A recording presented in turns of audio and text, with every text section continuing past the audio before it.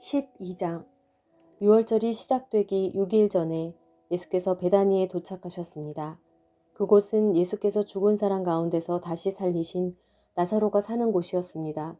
그곳에서 예수를 위해 잔치를 베풀었습니다. 마르다는 음식을 날랐고 나사로는 예수와 함께 음식을 먹고 있는 사람들 가운데 함께 있었습니다. 그때 마리아가 매우 값비싼 향유인 순수한 나드 1리트라를 가져다가 예수의 발에 붓고 자기 머리털로 예수의 발을 닦아드렸습니다. 집안은 온통 향내로 가득했습니다. 그때 제자들 중 하나이며 나중에 예수를 배반할 가룟 유다가 말했습니다. 왜 이 향유를 300데나리온에 팔아 가난한 사람들에게 주지 않고 낭비하는가? 그가 이렇게 말한 것은 가난한 사람들을 생각해서가 아니었습니다. 그는 돈주머니를 맡고 있으면서 거기에 있는 돈을 훔쳐가곤 했기 때문입니다. 예수께서 대답하셨습니다. 그대로 두어라.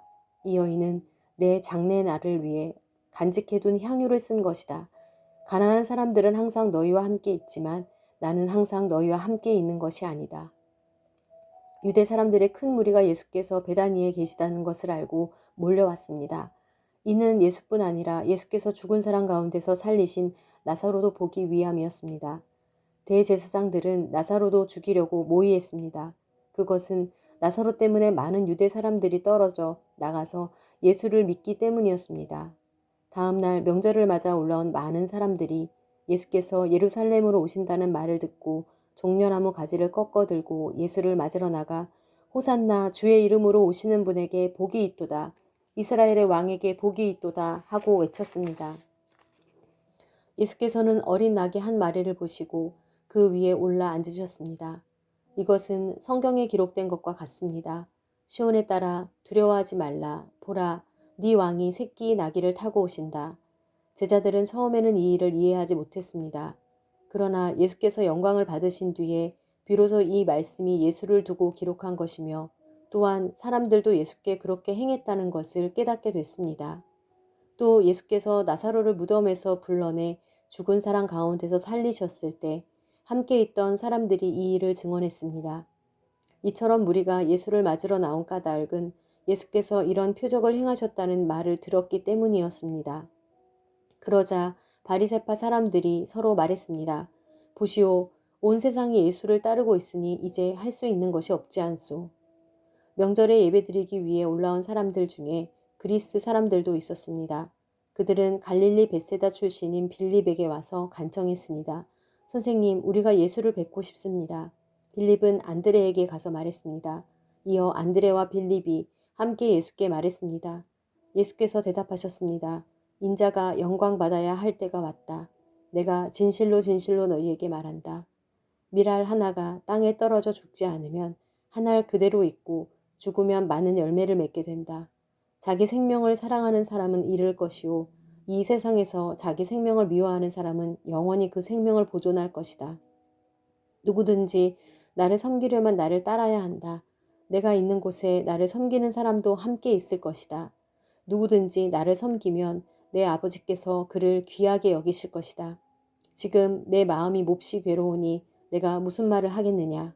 아버지여, 내가 이 시간을 벗어날 수 있게 해주십시오. 하겠느냐. 아니다.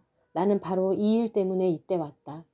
아버지여, 아버지의 이름을 영광스럽게 하소서. 바로 그때 하늘에서 소리가 들려왔습니다. 내가 이미 영광스럽게 했다. 다시 영광스럽게 할 것이다.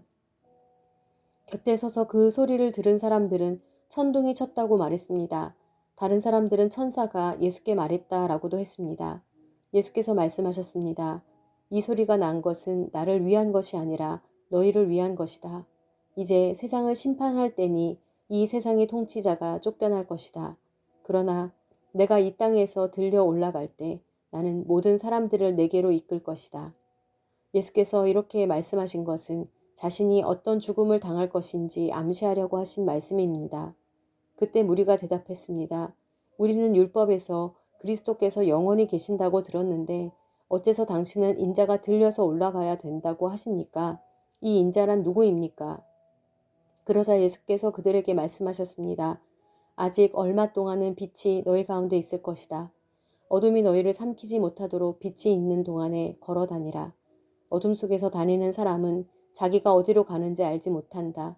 너희에게 빛이 있는 동안에 너희는 그 빛을 믿으라. 그러면 너희가 빛의 아들들이 될 것이다.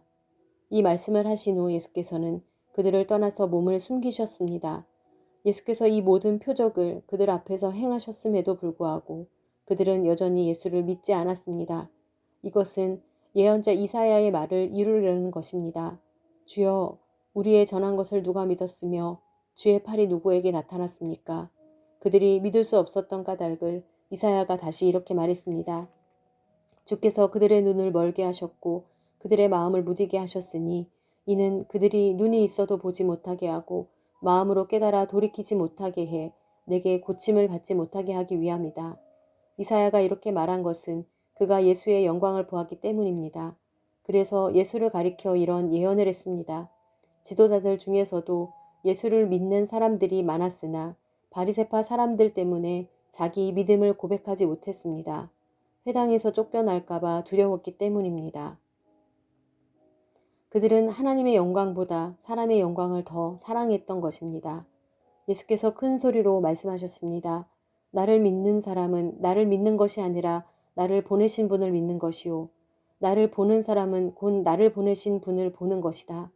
나는 빛으로 이 세상에 왔다. 나를 믿는 사람은 누구든지 어둠 속에 머무르지 않을 것이다. 내 말을 듣고 지키지 않는 사람이 있다 해도 나는 그 사람을 심판하지 않는다. 나는 세상을 심판하러 온 것이 아니라 구원하러 왔기 때문이다. 나를 거절하고 내 말을 받아들이지 않는 사람을 심판하시는 분이 따로 계시다. 내가 말한 바로 이 말이 마지막 날에 그를 심판할 것이다. 나는 내 뜻대로 말하지 않았다. 오직 나를 보내신 아버지께서 무엇을 말해야 하고 무엇을 이야기해야 할지 내게 명령해 주셨다. 나는 그가 주신 명령이 영생이라는 것을 안다. 그러므로 나는 무엇이든지 아버지께서 내게 말씀해 주신 대로 말한다.